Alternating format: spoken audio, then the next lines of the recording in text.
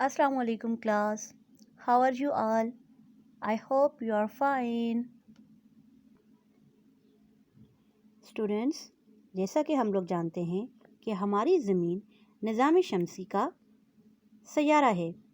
یہ سیارہ باقی تمام سیاروں سے مختلف ہے کیونکہ یہ وہ واحد سیارہ ہے جہاں پر زندگی موجود ہے۔ دراصل زمین پر کچھ ایسے عوامل پائے جاتے ہیں جو زندگی کے وجود اور اس کی بقا کے لیے بہت ضروری ہیں، جو کہ کسی اور سیارے پر موجود نہیں ہیں، جن میں مناسب درجہ حرارت، ہوا، پانی اور مٹی وغیرہ شامل ہیں۔ چونکہ زمین پر حالات زندہ رہنے کے لیے نہایت موزوں ہوتے ہیں، اس لیے یہاں پر زندگی مختلف شکلوں یعنی نباتات، حیوانات وغیرہ کی شکل میں پائی جاتی ہے۔ اس لیے زمین کو زندہ سیارہ بھی کہا جاتا ہے۔ آج ہم لوگ زمین کی مختلف خصوصیات کے بارے میں پڑھیں گے۔ آج ہمارا چیپٹر ہے باب سوم، زمین بحیثیت انسان کا گھر۔ اس میں آج ہم لوگ زمین کے قدرتی کروں کے بارے میں پڑھیں گے، یعنی کہ نیچرل اسفیئر آف دا ارتھ۔ زمین کو مختلف خصوصیات کی بنا پر مختلف کروں میں تقسیم کیا گیا ہے، جس میں کرۂ ہوائی ایٹماسفیئر،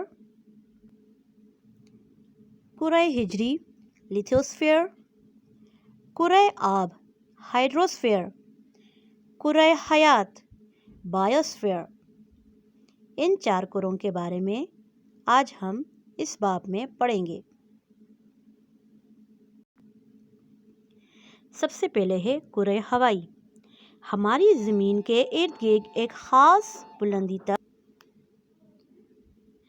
کرۂ ہوائی ایٹماسفیئر، ہماری زمین کے ارد گرد ایک خاص بلندی تک ہوا کا ایک غلاف لپٹا ہوا ہے۔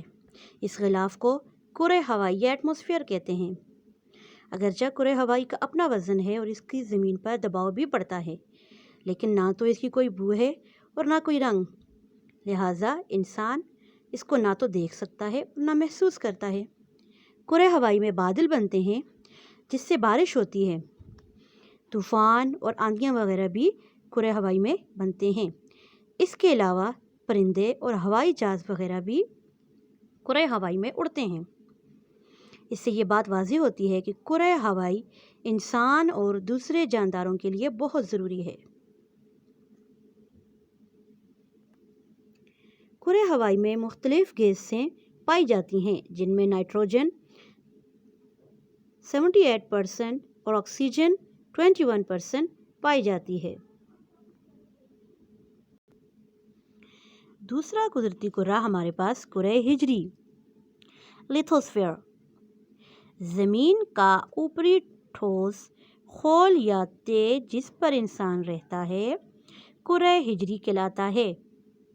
اس کی گہرائی 35 کلومیٹر پائی جاتی ہے۔ کرۂ ہجری مختلف چٹانوں سے مل کر بنا ہوتا ہے۔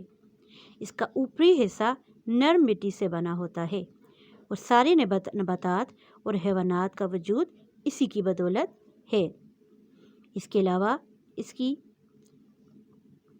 3 تہیں ہیں۔ اگر ہم لوگ تہوں کی بات کریں کرۂ ہجری کی، تو اس کی 3 تہیں ہیں زمین کی۔ زمین کی مختلف تہوں میں سب سے اوپر بیرونی تہ جسے کرسٹ بولتے ہیں یا جسے کرۂ ہجری بھی کہتے ہیں۔ اندرونی تہ ہمارے پاس آ جاتی ہے یا درمیانی تہ جسے کہتے ہیں۔ درمیانی تہ ہمارے پاس ہے مینٹل، جو درمیان میں پائی جاتی ہے، اور اندرونی تہ جس کو ہم لوگ کہتے ہیں کور۔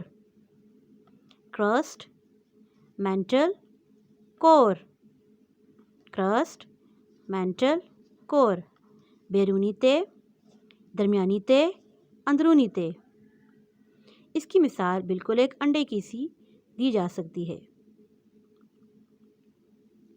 جیسے انڈے کے اوپر موجود چھلکا اس کی بیرونی تہ، سفیدی مینٹل یعنی کہ درمیانی تہ، اور اندرونی تہ جیسے انڈے کی زردی۔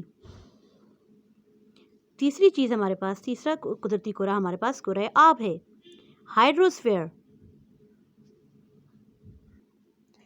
ہائیڈروسفیئر جسے کرۂ آب بولتے ہیں، اگر ہم لوگ زمین یا گلوب کو دیکھیں تو اس کے اوپر ہم لوگ بآسانی دیکھ سکتے ہیں کہ ہماری زمین پر 71% پانی ہے، جبکہ 29% ہمارے پاس خشکی کا حصہ موجود ہے۔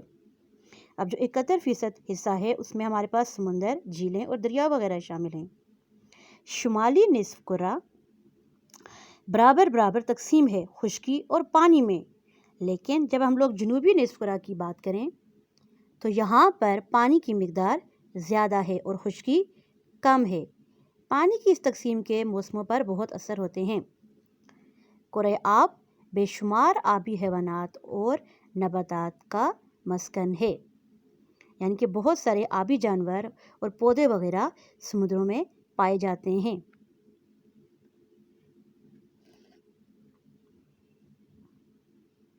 اس کے بعد ہمارے پاس چوتھی قسم ہے یا چوتھا کرہ ہے کرۂ حیات۔ جیسا کہ ہم جانتے ہیں کہ زمین وہ منفرد سیارہ ہے جس پر زندگی نہ صرف موجود ہے بلکہ رواں دواں بھی ہے، جو کسی اور سیارے پر موجود نہیں ہے۔ اب یہ آپ سمجھ چکے ہوں گے کہ یہ عوامل دراصل ان مختلف کروں کی بدولت ہیں، جیسے کرۂ ہجری، کرۂ آب اور کرۂ ہوائی۔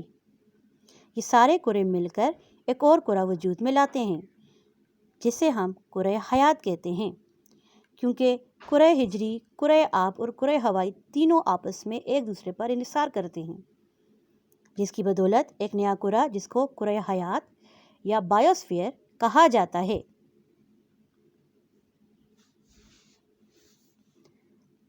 جیسے پرندے کرۂ ہوائی میں پرواز کرتے ہیں مگر خوراک کے لیے اور پانی کے لیے وہ کرۂ آب اور کرۂ ہجری پر انحصار کرتے ہیں۔ ہم کرۂ ہجری پر رہتے ہیں لیکن ہمیں پانی کے لیے کرۂ آب اور ہوا کے لیے سانس لینے کے لیے کرۂ ہوائی کی ضرورت ہوتی ہے۔ لہٰذا ان تینوں کروں کی ضرورت کو دیکھتے ہوئے ایک اور کرہ وجود میں آیا جسے بایوسفیئر یا کرۂ حیات کہتے ہیں۔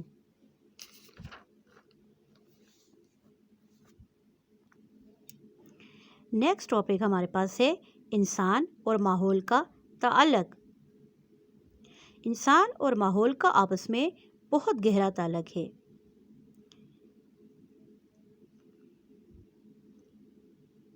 طبی ماحول کے بڑے عناصر یعنی آب و ہوا، طبی نکوش، پانی، نباتات اور دیگر جاندار نہ صرف ایک دوسرے سے گہرا تعلق رکھتے ہیں بلکہ یہ انسانی زندگی پر بھی نہایت گہرے اثرات مرتب کرتے ہیں۔ آب و ہوا اور انسان، اس بارے میں جاننے سے پہلے ہم آب و ہوا کے بارے میں جانتے ہیں۔ آب و ہوا کسے کہتے ہیں؟ آب و ہوا کے بارے میں جاننے کے لیے پہلے ہمیں موسم کو جاننا ضروری ہے۔ موسم کسے کہتے ہیں؟ مختصر وقت میں یا روزانہ کی بنیاد پر درجہ حرارت کی کیفیت، ہوا میں نمی کا تناسب، بادلوں اور بارشوں کی صورتحال اور ہوا کی رفتار اور دباؤ کی حالت کو موسم کہتے ہیں۔ یعنی کہ مختصر وقت میں جب درجہ حرارت یا بادل اور بارش کی صورتحال میں تبدیلی رونما ہوتی ہے تو وہ ہمارے پاس موسم کہلاتا ہے۔ جیسے دن اور رات میں فرق آ جاتا ہے موسم کا، درجہ حرارت کا۔ مثال کے طور پر صبح اگر بارش ہے تو شام کے وقت دھوپ نکل آتی ہے، دوپہر کے وقت دھوپ نکل آئے یا شام کے وقت یا رات کے وقت دوبارہ بارش ہو جائے۔ یہ ساری جو درجہ حرارت میں اور بادلوں اور بارشوں کی صورتحال اور ہوا کے دباؤ اور ہوا کی رفتار میں جو تبدیلی آتی ہے یہ موسم کہلاتی ہے روزانہ کی بنیاد پر۔ لیکن آب و ہوا جو ہے وہ کسی بھی علاقے میں موسم کی مجموعی اوسط حالت کو کہتے ہیں۔ تقریباً 30 سال تک کسی علاقے کے موسم کی اوسط حالت کو آب و ہوا کہا جاتا ہے۔ یعنی کہ تقریباً اگر کہیں پہ 30 سال تک موسم ایک جیسا ہے تو اس کی اوسط حالت نکالی جاتی ہے، جس کے بعد اس بات کا اندازہ لگایا جاتا ہے کہ آیا یہ کون سی آب و ہوا والا علاقہ ہے۔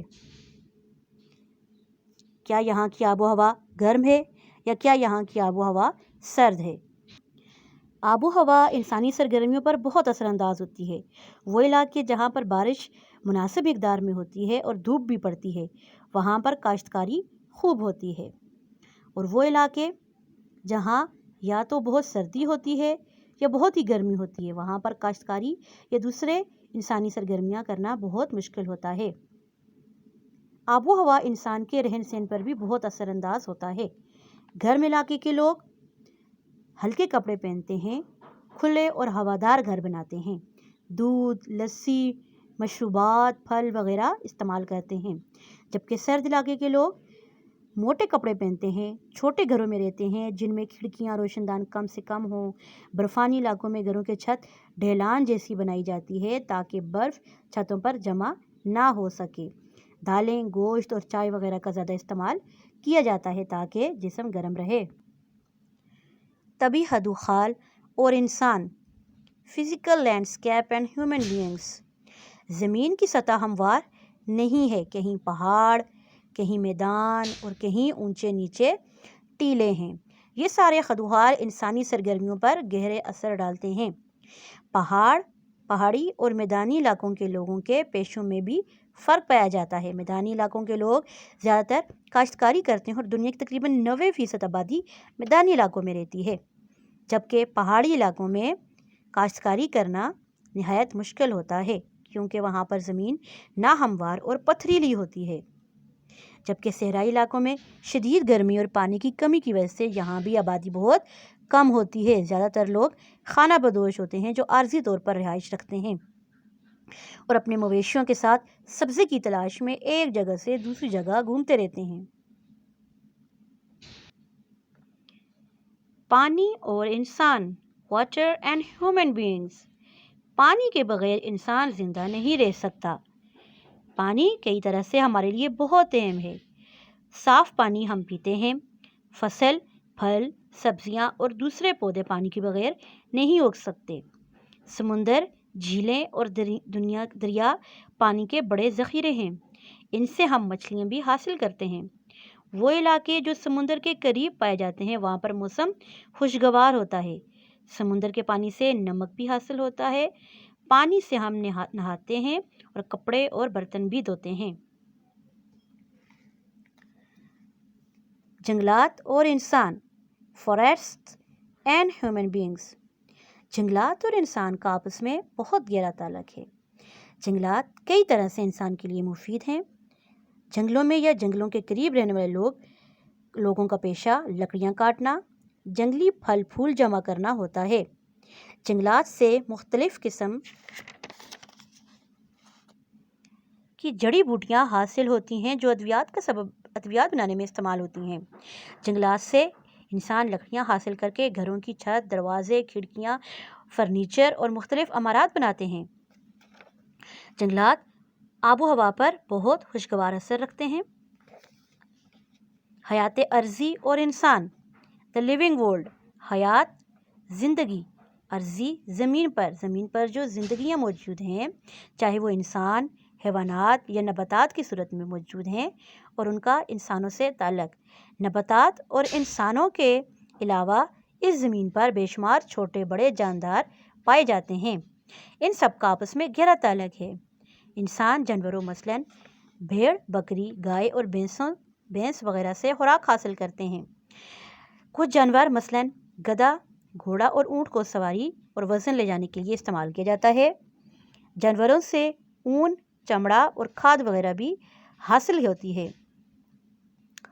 خوردبینی جاندار یعنی کہ چھوٹے چھوٹے کیڑے مکوڑے جو نہیں نظر آتے، کچرے کو ختم کرتے رہتے ہیں۔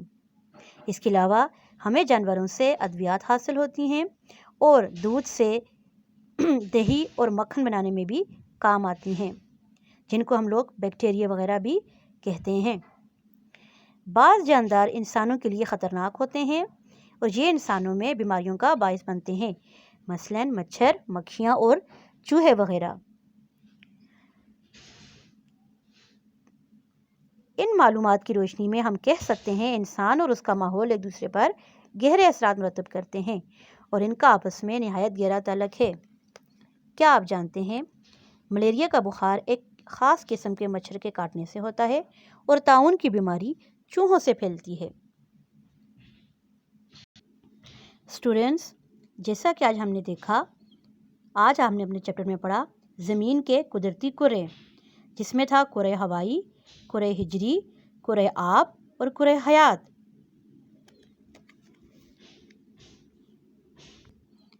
کرۂ ہوائی میں ہم نے دیکھا یہ کس قدر ضروری ہوتا ہے، نہ صرف انسانوں کے لیے بلکہ جتنے بھی چرند پرند اور باقی جو جاندار ہیں ان سب کے لیے۔ اس کے بعد ہم نے دیکھا کرۂ ہجری، یہ کیا تھی؟ زمین کا اوپری ٹھوس یا خول، ٹھوس خول یا تہ جس پر انسان رہتا ہے۔ اس کے بعد ہم نے دیکھا کرۂ آب یعنی کہ پانی کا حصہ، کہ دنیا پر تقریباً 71% پانی موجود ہے جو کہ تمام انسانوں اور نباتات اور جانوروں کے لیے نہایت ضروری ہے۔ پھر ہم نے دیکھا کہ کرۂ ہجری، کرۂ ہوائی اور کرۂ آب کے ملنے سے جو ہے وہ ایک اور کرہ پیدا ہوا جس کو کرۂ حیات کہتے ہیں، جس میں کرۂ ہجری، کرۂ آب اور کرۂ ہوائی ایک دوسرے پر انحصار کرتے ہیں۔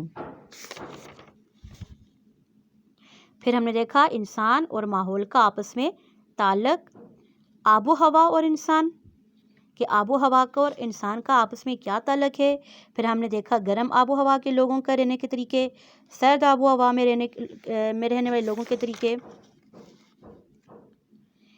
طبی خدوخال اور انسان کا تعلق دیکھا کہ کس طریقے سے پہاڑ، میدان، صحرا، یہ ساری چیزیں انسانی زندگی پر اثر کرتی ہیں۔ پانی اور انسان کا آپس میں بہت گہرا تعلق ہے، یہ ہم نے دیکھا۔ جنگلات اور انسان کا آپس میں کیا تعلق ہے، کس قدر یہ ہمارے لیے مفید ہوتے ہیں جنگلات، نہ صرف ہماری حیات کے لیے بلکہ اس کے علاوہ بھی بہت سارے اس کے فائدے ہیں۔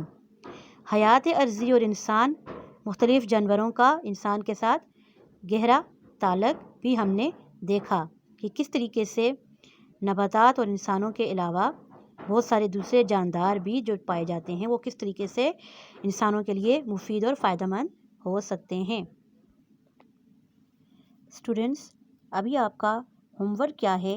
آپ نے زمین کے قدرتی کروں کا فلو چارٹ بنانا ہے، صرف ہیڈنگس اور زیادہ کچھ نہیں لکھنا، اور تصویر بنا کر اسے شیئر کرنا ہے۔ اوکے کلاس، ٹیک کیئر، اللہ حافظ۔